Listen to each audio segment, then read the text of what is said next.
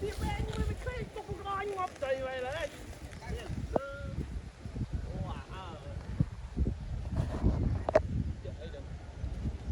Không có khổ trong mà thấy xuống nhé, không có một khổ chậm mình đi. Mà xuống hội mà than chứ, anh chăm nghĩa của mình. Con. Mơ bịch nước. Tiếp.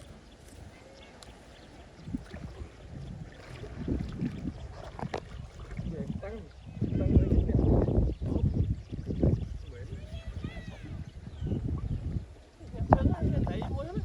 Kinh một thợ lột không? Tức vì chậm ra mẹ ấy mà đây nó phọc chơi vô. Để một chuối chăm trơn này. Lực chơi nhá. Cái ấy cái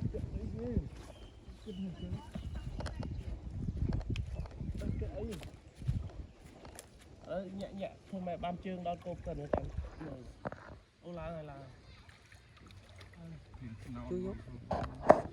Cắn. Con.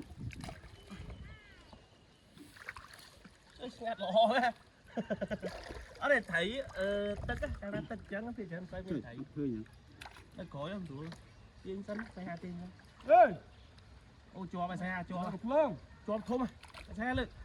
Hú hiểu mà đo chương á. Có chương này thôi. Chọc ơi, của lây. Chọc tay kê. Đấy là thôm thôi. Chăm mình thấu trơn hơn đó. Ngọt á hả? Ô bàn xi mày. Ôi mà thầy tuông ơi. Em mình đời. Chị sẽ cái tăng với mình. Nè, thầy nãy.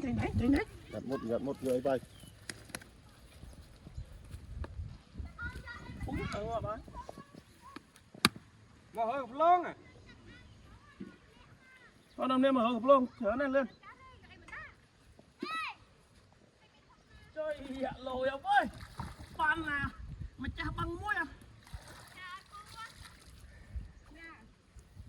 Lôi à. Ui. Ngọt quá.